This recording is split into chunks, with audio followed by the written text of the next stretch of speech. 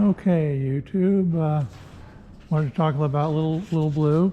Unfortunately, there's two things. I hope we'll see how this stabilizes. It's very cold here. Just got back from the flight, which is going to be on this video, hopefully. So, little blue is an RV-12. Just looking in it, you've got two seats, and the fuel tank is actually right behind the seat. And the wings are detachable, so you have full span ailerons, and you can see a little bit right below the ELT. You can see a pin, and those pins hold the spar on, because again, as I say, you can take that thing off, take the wings off. I generally don't do it unless I need to get in there for maintenance. I'm going to pull around from this side. Normal controls, I said the Dynon and master ignition, two ignitions. The spar pin is those pins there. You can see that pin. It's connected electrically, so if those pins aren't in, the engine won't start. But you can push the red button to override if you're sure and confident that the wings aren't going to fall off. And again, there's the fuel tank. Stick controls. Regular stall vane, just like you might see on a Cessna. This airplane is equipped with lights. We have a full span flap aileron combination, a flaperon, and it's an all-moving stabilizer, similar to a lot of Piper's design. You have, of course, a trim tab, which floats in whatever angle it needs to be for trim. Okay, the RV-12 is powered by a 100 horsepower 912 ULS Rotax engine, and it's a couple unusual features on the thing. One, it's got a external, it's a dry sump, so this is the oil goes actually in here from. And you have to what they call burp the engine, which means you turn the prop several times. Usually on a cold day, it can be very, very often, and that will take whatever oil in the crankcase up to the to this oil can where we can measure the level. Now this particular ULS has two carburetors. That's one of them right there, and then there's another one on the other side. The cooling is very unusual. It has, well, there's a couple cooling. There's a oil cooler, of course, a radiator, which is in front of the airplane. I'll go ahead and take a look there. In the front of the airplane, that is an oil radiator. And since this is January, I have a tape on there, so it, you don't have to sit quite forever to get it to warm up. And there's a channel, that channel there takes things to a radiator. And there's the radiator that cools it, and you've got, that's part of the cooling is radiator, and part of it is air. Just so it's quite a hybrid of for the cooling. And again, a 4-cylinder twin spark plug, electronic ignition. That is the ADS-B antenna there. So, at any rate, that would be the engine. Oh, but of course, the engine is geared. This is the gearbox, which is again, very unusual.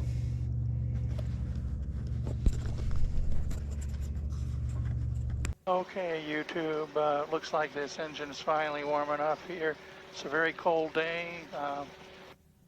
Well, let's see, it wasn't even 20 when I checked in the car. The purpose of this flight, I'd received a request to talk a little bit about the RV-12. So I'm envisioning 3 parts. This one will be flying, and we'll talk about some of the flying qualities, something about flying the airplane as we go. I'm going to start off with a little discussion of the warm-up. First off, this again requires 120 degrees Fahrenheit And when you're starting off from 16 ambient, that takes a little while, so I've been sitting. Hopefully, this is try 2 actually. I set the camera a little low last time. It was too bad. It was would have been some good footage in certain places. Almost ran into an RV-6. Well, didn't almost ran into it, but came close to an RV-6 taxiing, and you know, I was talking a little about that, but whatever. Any rate, so we're going to go through the since we're talking about flying qualities, I'm going to talk about the run up here. First thing I'm doing is checking the controls that they're free and correct, and indeed they are. Now we pull the power up to 4,000 RPM, which we couldn't do earlier. Obviously, pushing on the brakes. Do that. Ignition A. Acceptable drop.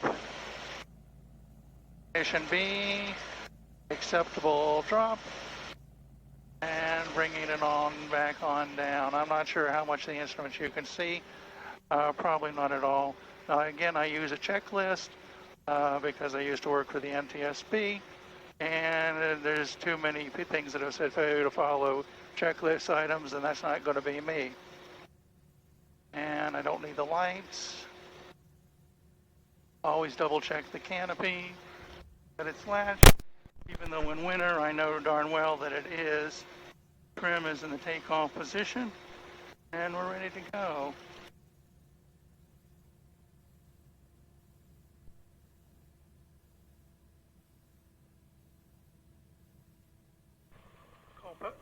No traffic. Culpeper traffic, November 928 Alpha Charlie, departing runway 2 to Culpeper.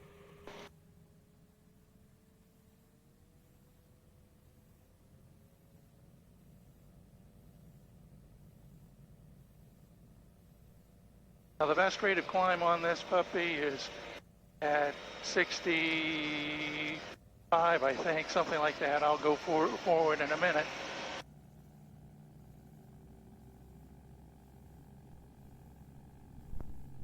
Little back pressure, and we're flying.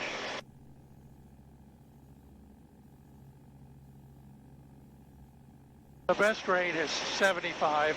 Best angle, I think, was 65. But I go a little faster than that. Mainly, I have to pitch the nose down.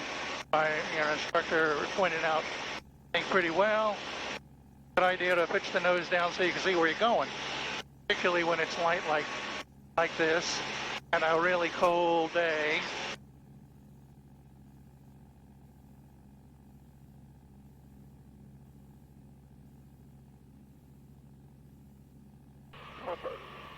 Culpeper traffic, November 928 Alpha Charlie, departing the pattern to the south. Okay, let me go over again. The best angle to climb is 60 knots. Best rate is 75. Maximum glide is 63. Now as the airplane increases in speed, since I'm leveling off, the RPM goes up, so I'm reducing this is a fixed prop, I'm reducing the power to compensate for that.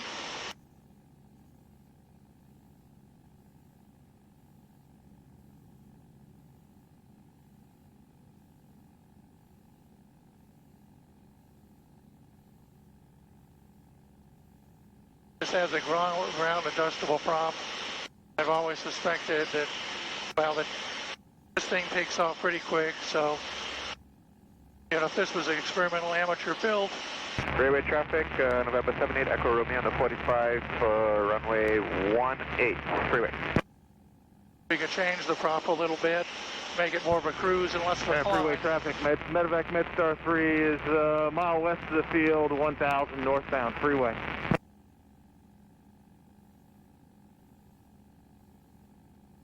And it could go a little faster than it does, but of course I'm not going to mess with that. This is an ELSA, which gives it a top speed, means it's legally required to have a top speed of 120 knots. Freeway traffic, November 78 Echo Romeo, left downwind, runway 18, freeway.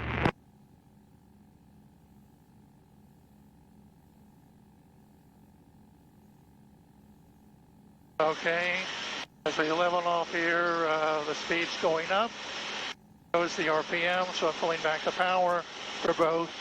It has 108 knots is Yeah, roger. kind of caution speed.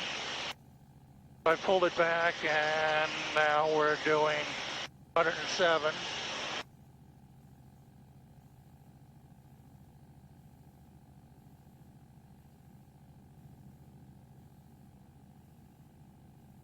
Okay, well, it's a good day to cruise.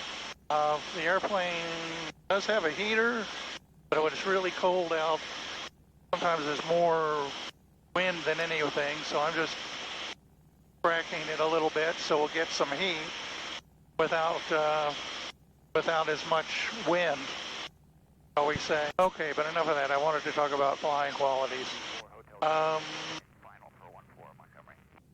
Whoa. I usually don't do that. This airplane is very light on the controls, but it doesn't have any fuel in the wing. The fuel is behind me. So as a result, it is capable of, nice, gentle, just single trip. As a matter of fact, most people well, not most people, but a lot of folks, when I've had them, other pilots, when I've let them control this a little bit, obviously get a little safe altitude, nothing to make my insurance, and I'm still pilot in command, nothing to make the insurance company upset. I'll let people fly this, and often we'll have a pilot over control. I'm just putting, finger trip. I'm actually literally using one finger to do that, one finger to do that. That said, it'll make me dizzy again, but all right, we got us some gopes, and this is not full. That may have been a third of control travel. The ailerons are actually flaperons. They're full span, and there's no fuel in the wing. So no fuel in there, there's no inertia. So it can roll, well, certainly fast enough, or more faster than I want it rolling. And even for demonstration point of view. It's similarly light in pitch. I'll go down and go up, there's some G's. I do have a G meter in this thing too.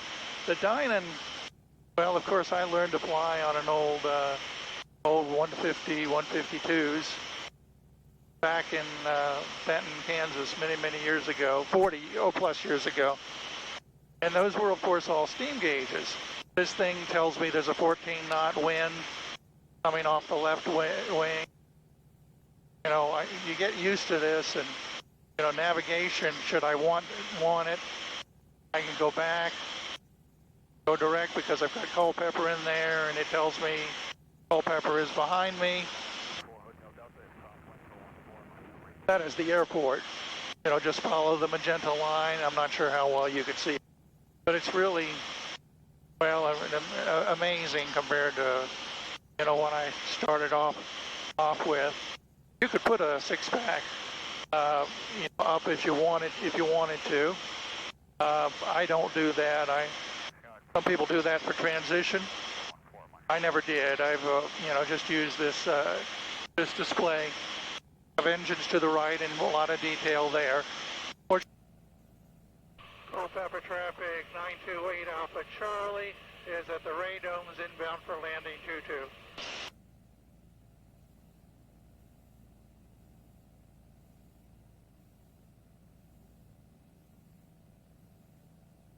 Okay, you can just call the radomes and the airport is in front of us. Couple things I want to mention. The stall speed on this airplane is 41 knots with flaps down and 45 knots clean. Approach is usually just about 60, and we'll get to that in a minute. Now, I'll put in a notch of flaps. I can lower the flaps below 82 knots. Right now we're descending still, at 96 knots. That's always a challenge, descending in the cold air. Well, of course, anyway, the airplane doesn't like to come down normally. Now we're at 1,800 feet. Pattern altitude is 1310.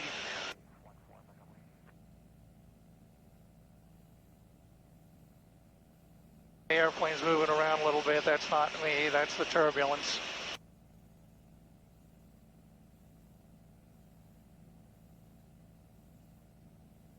They're just occasional bumps.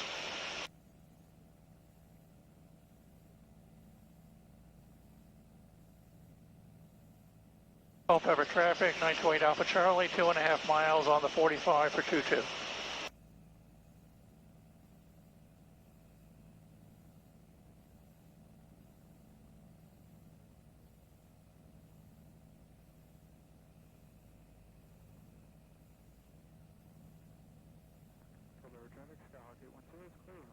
Okay, it looks like we have the airport in sight. Hope you have a very good view of it, because I'm about to turn downwind. Culpeper traffic, 928 Alpha Charlie, downwind for 22 Culpeper. Like there's somebody taxiing for takeoff down there.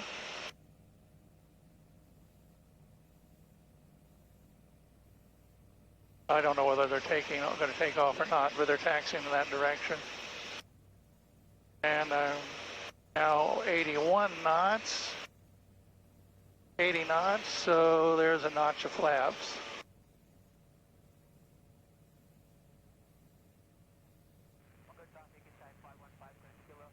Remington ahead of us and to the right. I don't know whether you can see it. And right now I'm a beam of the numbers. So we'll begin to head down. Now I'm at 70 knots, but I want to go slower. Of course, my old flight, and one of my flight instructors had a pointing out that on RV-12, in case there's a bonanza or something behind you, you know, you don't want to slow down too soon in the pattern.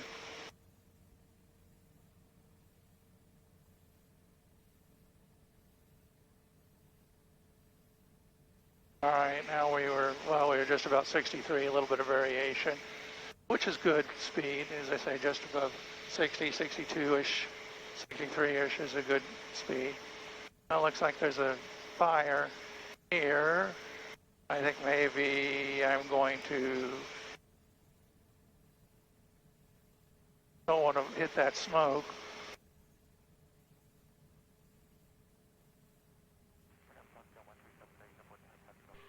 Culpeper traffic, 928 Alpha Charlie is turning base for 22 Culpeper.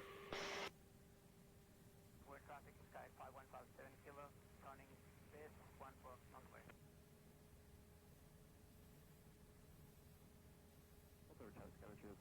Okay, looking down the way in case somebody's doing a big final.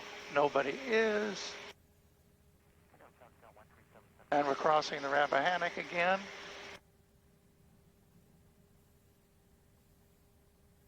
Culpeper traffic, 928 Alpha Charlie, turning final for 22 Culpeper.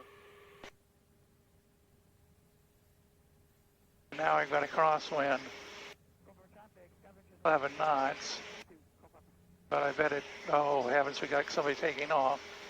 But it doesn't matter, he's not a factor. What I didn't understand is why I didn't hear him say he was found taking off.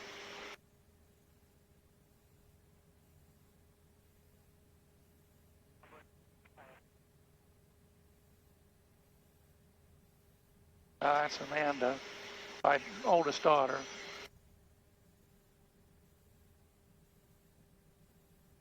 And I really can't answer the phone on final. Well, right now it looks like we're perfectly on the glide slope.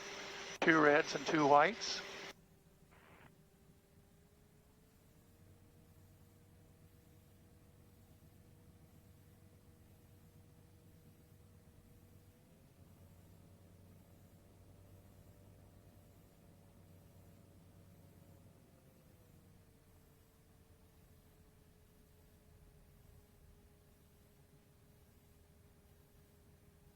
Okay, Always like to look long here at the end.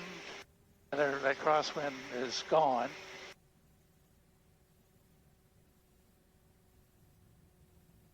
That's a pretty smooth touchdown.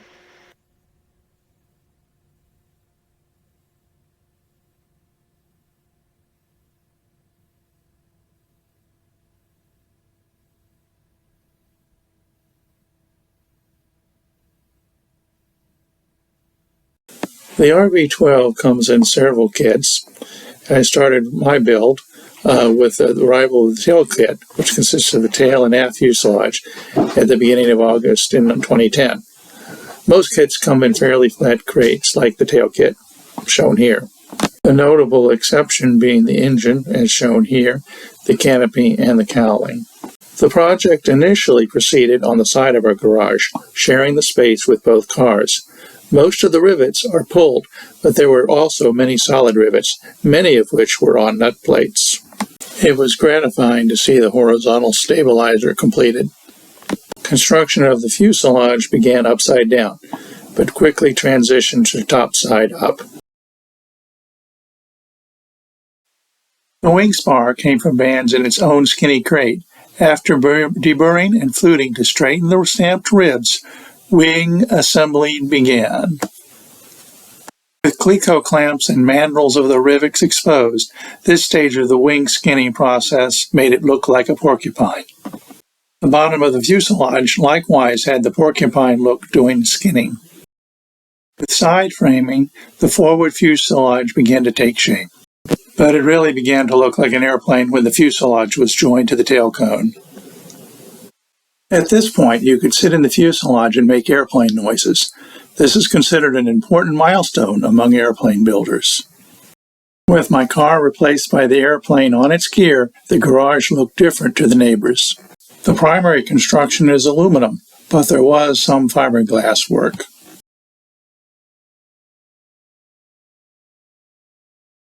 It really looked like an airplane when we took it out of the garage to fit the wings. Hanging the engine was a major step. With the engine and propeller installed, it was time to move to the hangar.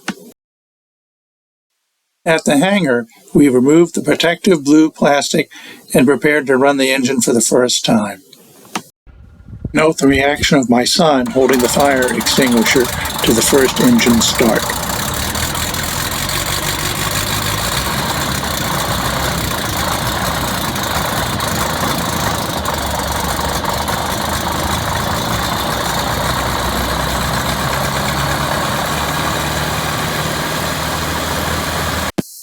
On February 22, 2017, after taxi test and brake burn-in, the airplane took to the air for the first time. My first flight was all business, following the test cards, but sitting in the airplane briefing my son after the flight, I had to take a moment when it hit me that I had just flown an airplane I had built. Nothing quite like it. We flew the plane for several months before flying it up to Pennsylvania for painting. On the second of the two flights that provided clips for this video, the tachometer passed 300 hours. At the time of this video, it had given us 5 years of flying fun.